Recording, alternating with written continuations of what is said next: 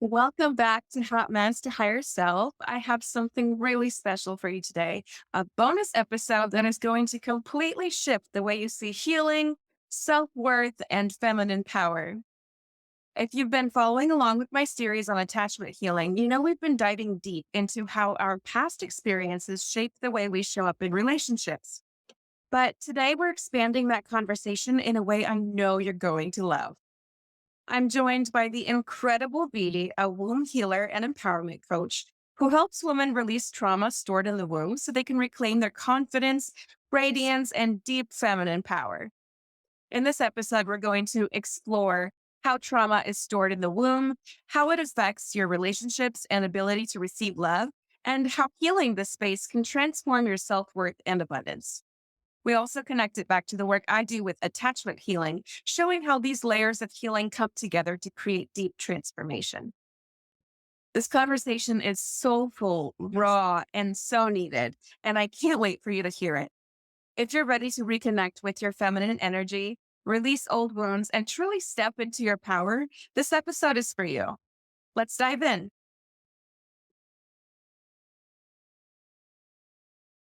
Hello and welcome to Hot Mess to Higher Self. I'm your host, Diana Fisher, and I am joined by the wonderful Vili. She is a womb healer and empowerment coach. Welcome, Vili. I'm so excited to have you here. Can you share a little bit about yourself and the work that you do? Yeah, thank you, Diana. Thank you for having me and for inviting me and having this conversation.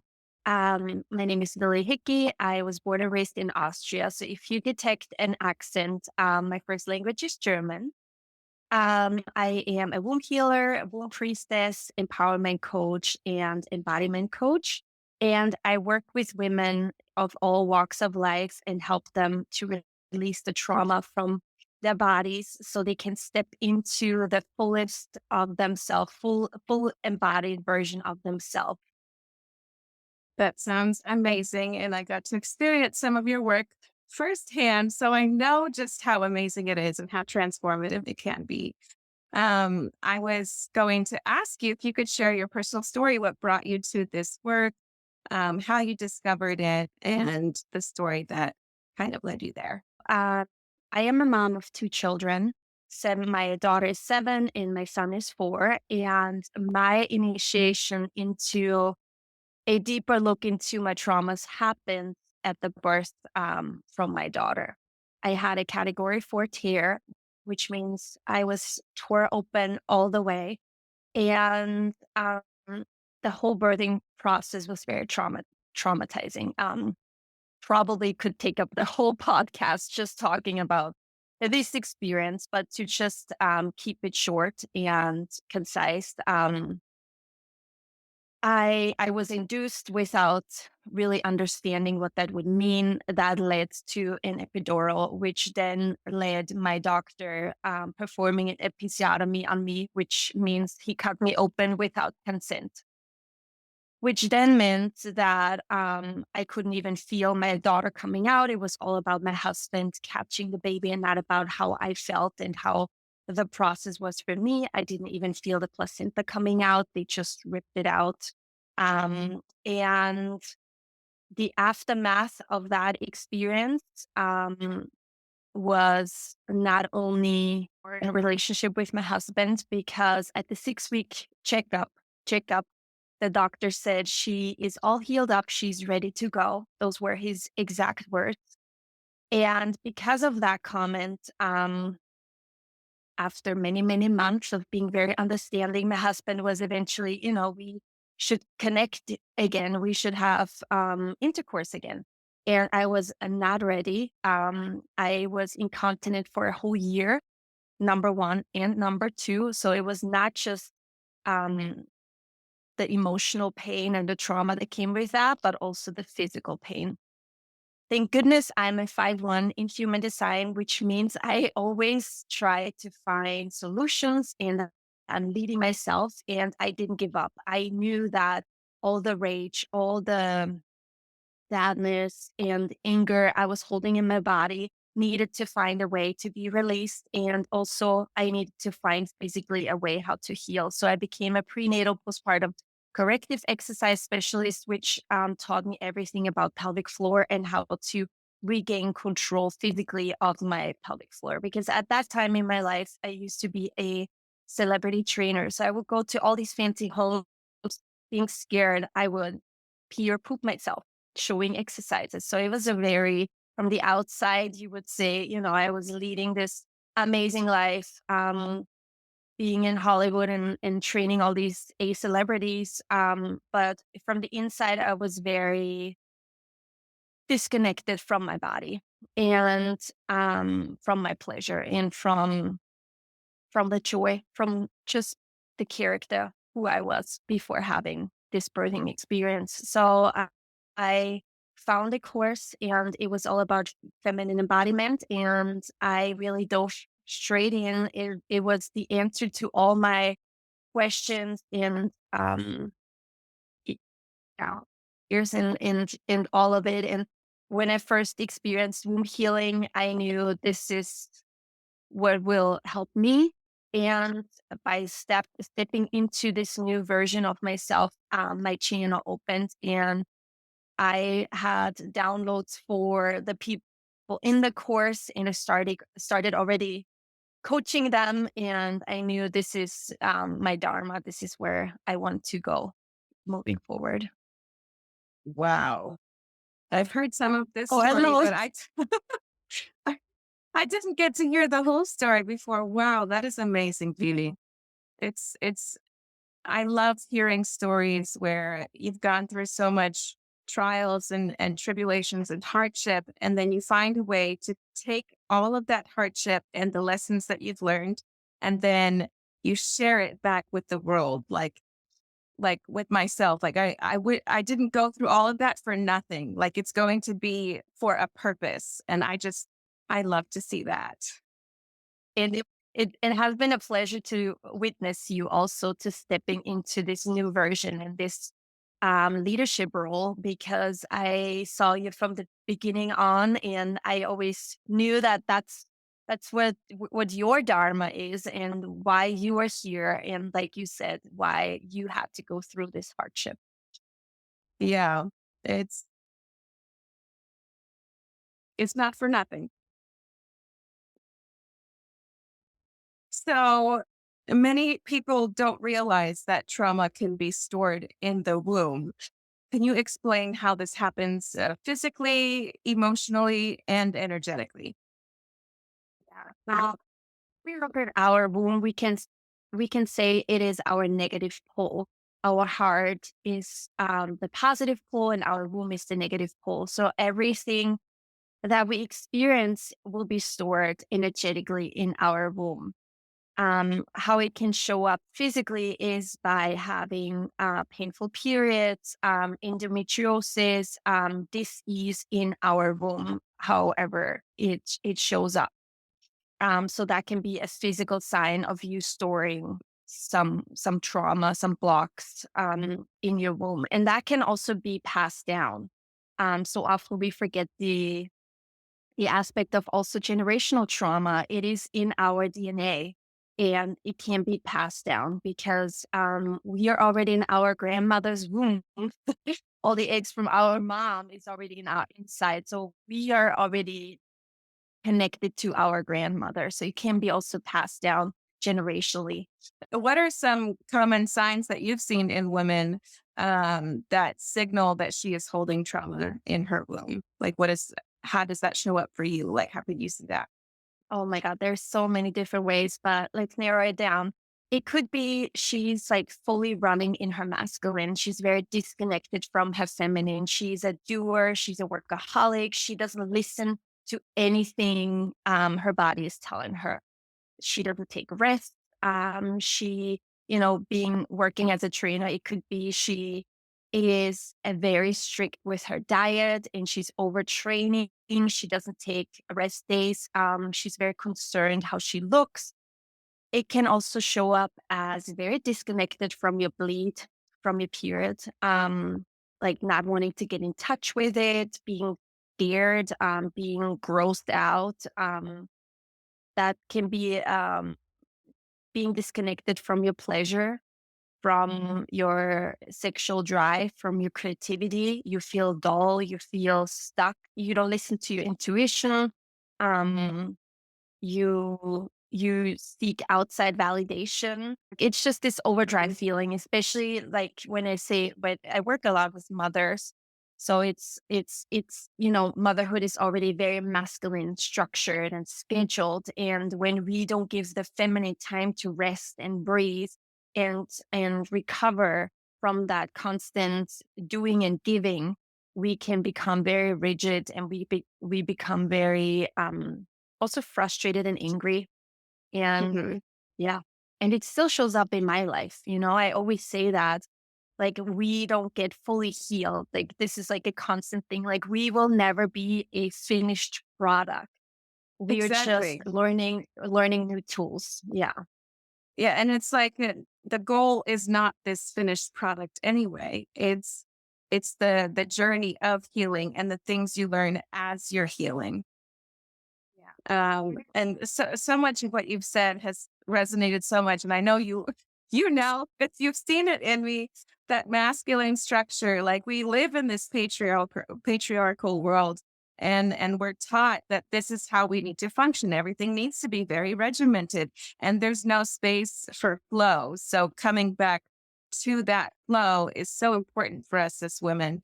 Just like, because that's our feminine side. Like, it's the receiving. This is like, I feel like a lot of women struggle with manifestation too, because that feminine side is receiving. And when you ask for things, you have to be able to receive them. And if that part of you is blocked, then you're not able to receive the things that you're asking for.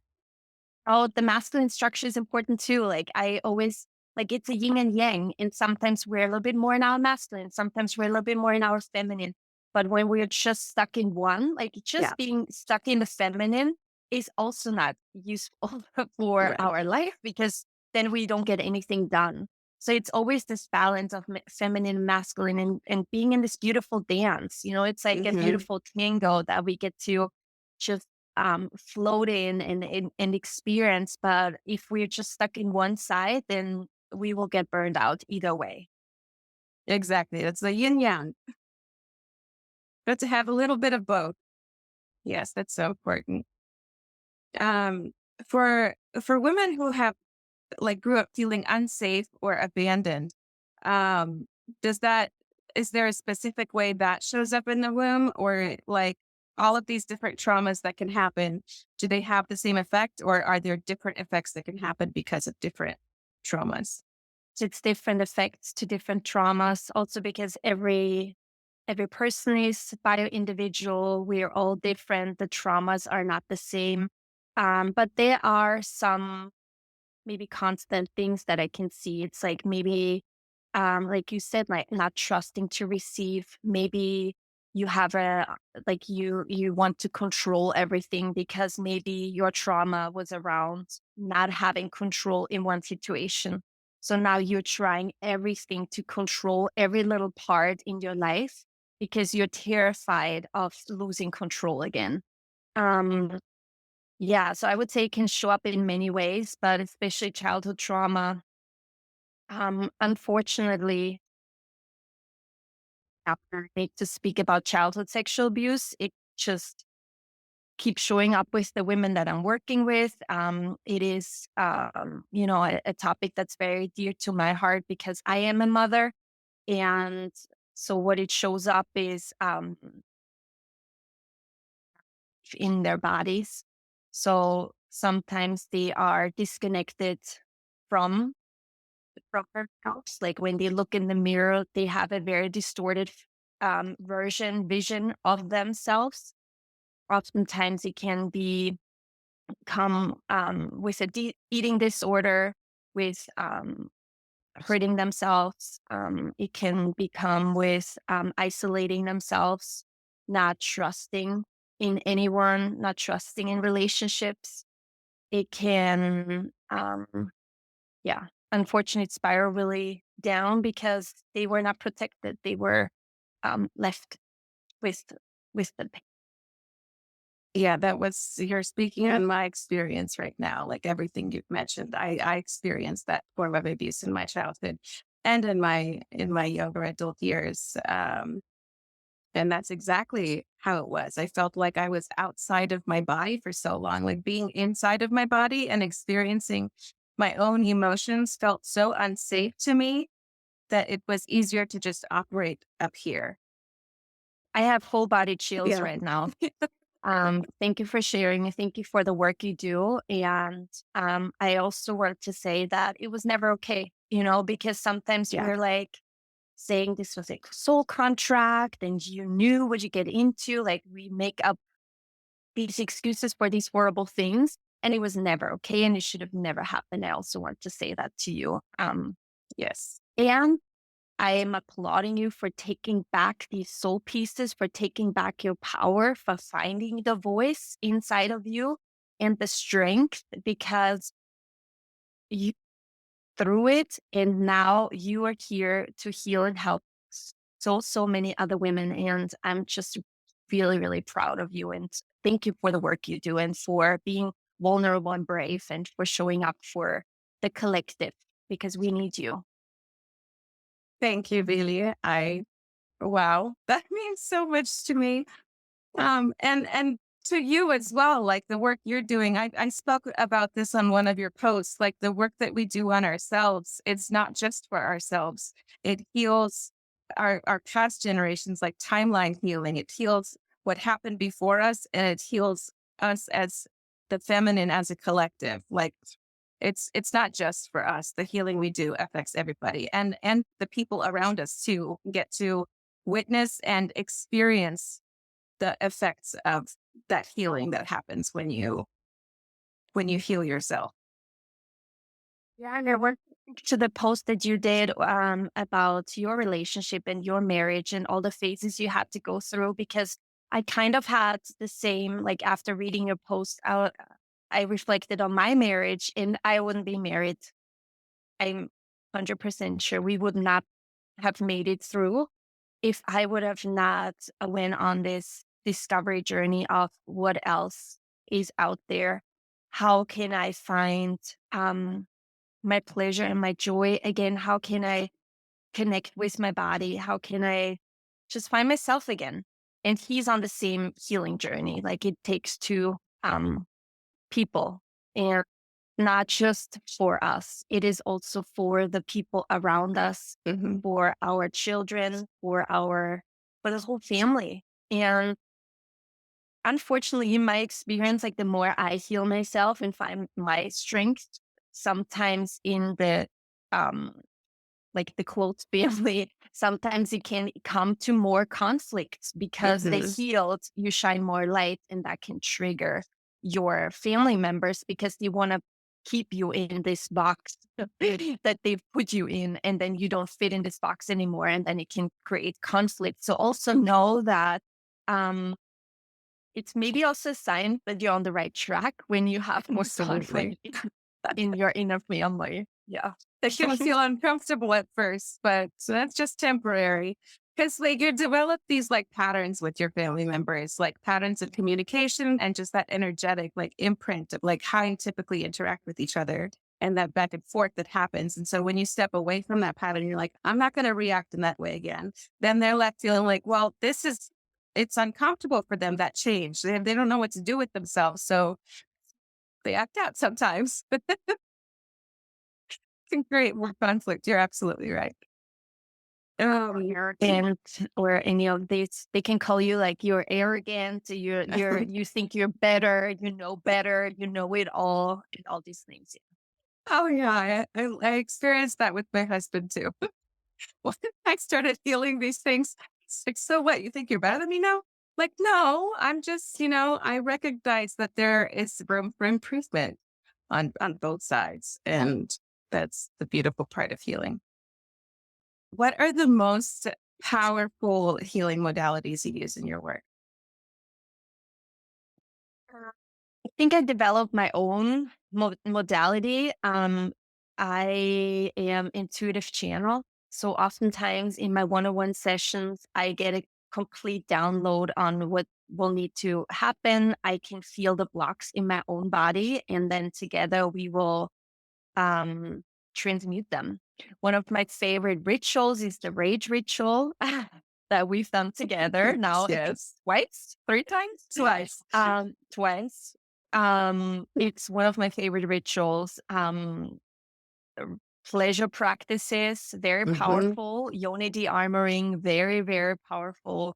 Um, and I think a gift of mine is to see your highest potential and to put a mirror up so you can really see yourself of your full potential, like what you can achieve when you release all these layers, all these limiting beliefs, like the onion, when we peel it and when we come back to version of yourself. Right. That the part that gets hidden by so many things that would like the pains and the traumas and just the societal things that we learn through like as we're living lives. It creates these like masks that we put on ourselves. And a lot of the times we lose who we are like inside. And coming back to that is a beautiful journey. Can you talk a little bit more about each practice and like explain to the audience what they are and how they work? Now, let's take the rage ritual because I love it so much. Me too. It is it is a somatic practice. Somatic is the body, but it is a somatic practice of shaking, of movement, sound, and breath.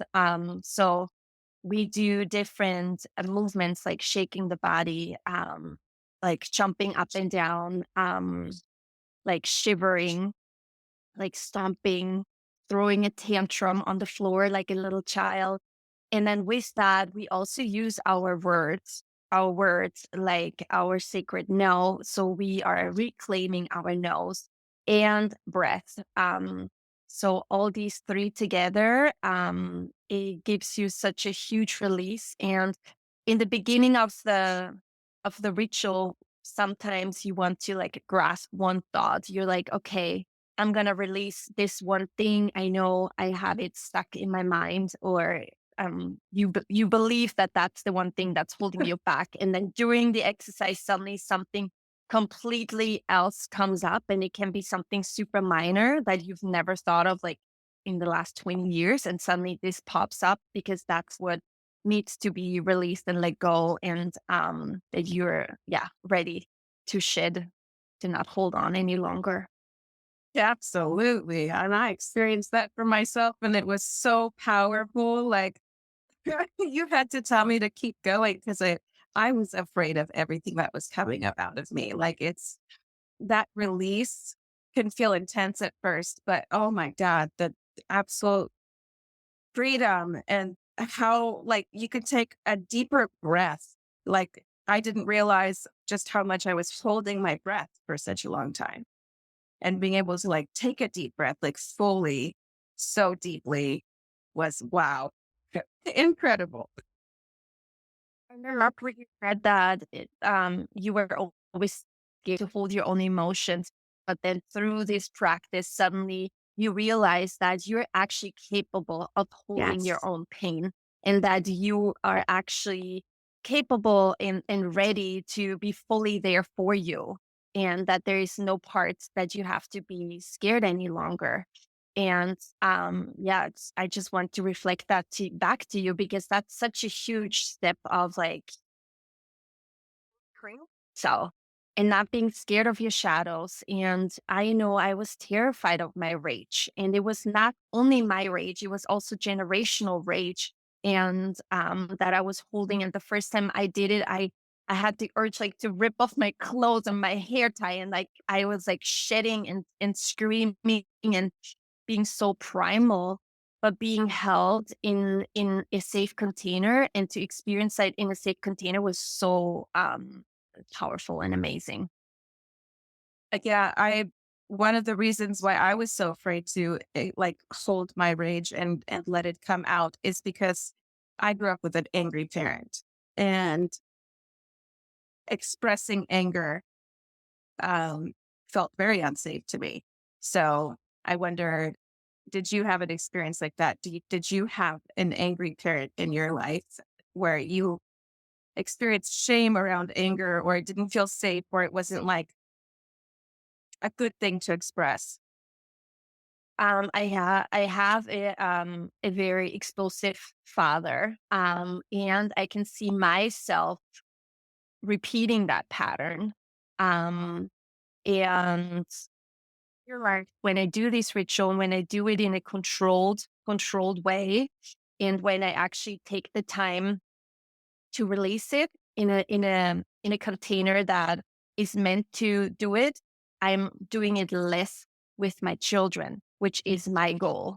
I want to really Exactly. break this generational pattern of lashing out because my nervous system is dysregulated. It has nothing to do with my children. It has everything to do that I didn't learn ways of how to regulate my nervous system. Hmm. And yeah, big emotions were not allowed basically in the house. Like I would be sent to my room. Like I had to with it by myself, and I never learned healthy tools how to do it.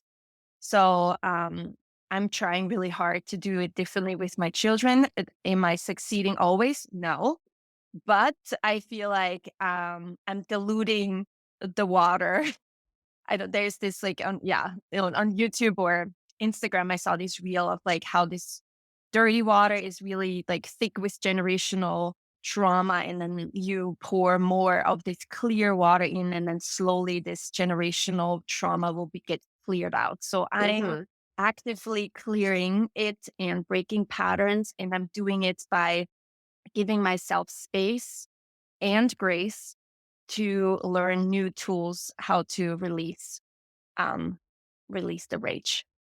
Absolutely. And we have to, like, I know a lot of mothers experience a lot of shame when it comes to the mistakes we make. And especially when you're aware of the mistake and have a hard time regulating yourself down enough to respond differently, it's so important to shed light on the fact that you're doing this work on yourself, you're healing yourself. And even the mistakes you make with your children in front of your children, you're also doing that repair, and you're showing them how to repair this, and you're showing them how to regulate in real time. Like, yes, you might blow up, but it's that, okay, that was wrong. And this is the correct way to do it. And we're going to do this together as a family. So it's it's okay if you mess up. It's that repair, and it's actually a beautiful thing that you're teaching your children too. So if a woman feels disconnected from her feminine power, what's the first step to reclaiming it? Reclaiming it is slowing down. And yeah, I would say the first thing is to breathe into your womb, so you can put your fingers in a downward facing triangle and put it on your womb and just lay down and breathe, and feel into your womb space. And your womb space is basically around like your belly, but Mhm. so like your stomach, if you want to say it that way, your belly. So you really want to expand it, let it breathe, because we always hold so much tension. We grew up with like we need to have our tummy tucked in, and we can't show any rolls and all that. Like just let it out, get soft, breathe, slow down, and get curious. Like just get curious. Like don't think you need to control, because that's again the masculine. So just yeah, relax and see what she wants to say to you. That's beautiful. Um, the first time that you experienced a practice like that, what was that like for you? Let me give this. Let me see what she wants to say. How it was. First time we did it.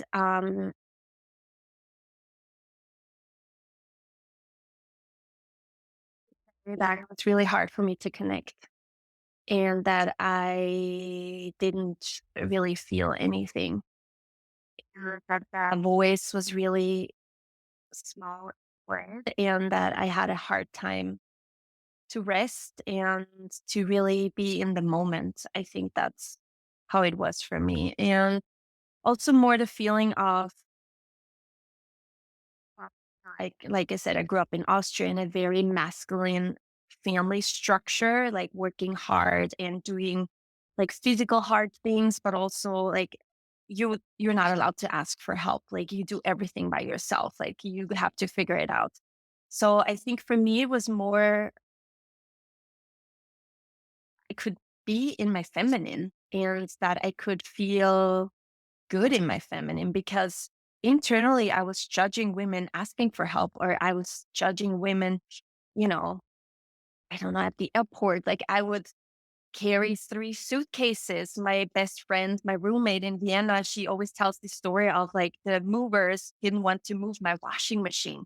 So they said, because there were stairs and they're like, we can't move it. And so I just bent down and lifted the whole washer up by myself and carried it down the stairs. So like that, I had like this mindset of like, I don't need a guy. Like I can always do it myself. I am strong. I'm capable. And women asking for help or being very soft, like I was judging it years ago. Mhm. Or I couldn't identify with it. It was scary for me. Like the really feminine, floaty women. I I was jealous of their capability of asking for help. And so in the beginning, yeah, I was very judgmental and it was hard for me to connect with my feminine side. How long would you say of like practice did you get to a point where you finally started to be able to relax and listen to the voice? I think it was pretty fast because I was really willing. I Mhm. really wanted to. And yeah, again, maybe that's my masculine drive. Like if I want something, or maybe my Capricorn, I'm a Capricorn sun, Virgo rising. So I'm very, organized and like, let this go. If I have a goal, I'm gonna go for it. So I really dove in like, full body, like water bomb. And I'm like, okay, if that's what it takes, then that's what I'm gonna do. And yeah, I'm gonna fully trust my mentor, and do what she says. It's amazing what happens when you just say yes, when you just do it, like fully trust in yourself and just let go of like, well, what if I'm not going to do it right? Or like, blah, blah, blah, like all those stupid little fears we have in our head. When you just let it go and you do it anyway, it's amazing the stuff that happens. I love to see it.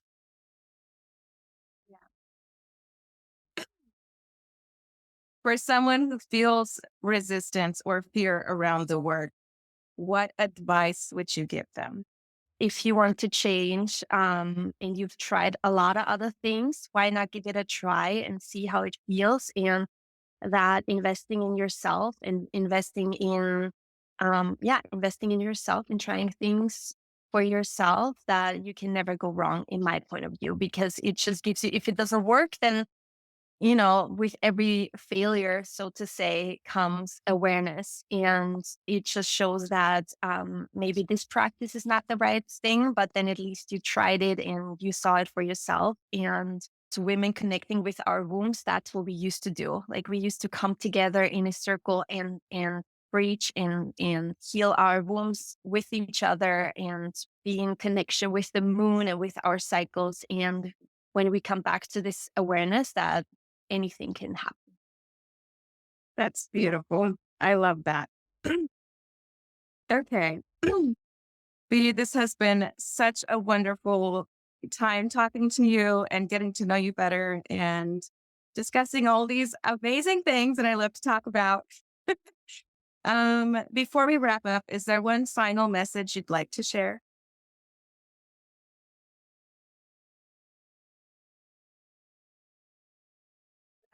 Have everything inside of you.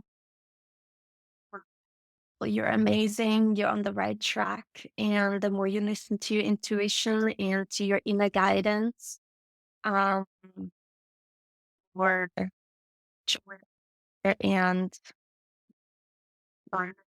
you'll find along the way. I felt that in my soul. do you want to share with the audience where people can connect with you, your Instagram handles, if you have a website, and if you'd like to share your offerings, what like how you work with people? Chance to talk about my work. Yeah, so you can find me on Instagram. It's Vili Fit Life, Vili Fit FIT and Life.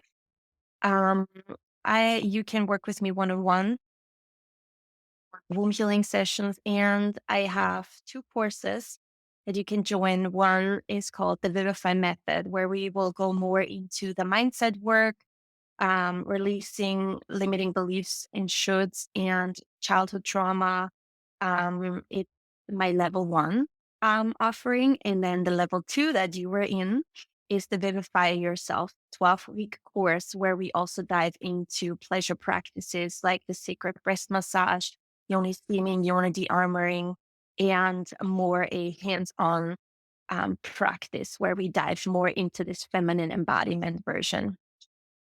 Beautiful. And the first one, your introductory one, is that a shorter time? After that, 6 weeks. 6 weeks. Okay, beautiful. Thank you for sharing. I appreciate that. Thank you, really, for being here and for chatting with me today. And for everybody listening, go check Vili's work out. You will not regret it. Working with her has been such a joy for me and such a transformative experience. Me and for this wonderful conversation. I can't wait to listen to all the other podcast recordings that you will be recording soon. Thank you. Yes, I'm working on my attachment series where I dive deep into each attachment type and what causes them and how they show up in relationships, the type of triggers that you experience, um, and how to heal them. So, very exciting work. Excited to share it with the world. Alrighty. Well, love you all and love you, Vili. Wow, what a powerful conversation, Vili. Thank you for sharing your wisdom, your story, and the incredible work you did to help women release trauma and step back into their feminine power. If today's episode resonated with you, take a moment to sit with it, breathe, place a hand on your womb space, and just notice what comes up. Healing is a journey, and every step toward reconnection is a step toward your highest self. If you want to learn more about Vili's work, be sure to connect with her, and I will include her contact info in the show notes. And if you're feeling called to dive deeper into healing your relationship wounds, reclaiming your self worth, and embodying emotional security, I would love to support you. You can find me at dianafagier.com or come hang out with me on Instagram at dianafagier.coach. And if you love this episode, it would mean so much if you could take a moment to rate, review, and share it with someone who needs to hear it. Every share helps this podcast reach more women who are ready to step into their power. Thank you for being here. Thank you for showing up for yourself. And as always, keep rising, keep healing, and I'll see you next time on Hot Mess to Higher Self.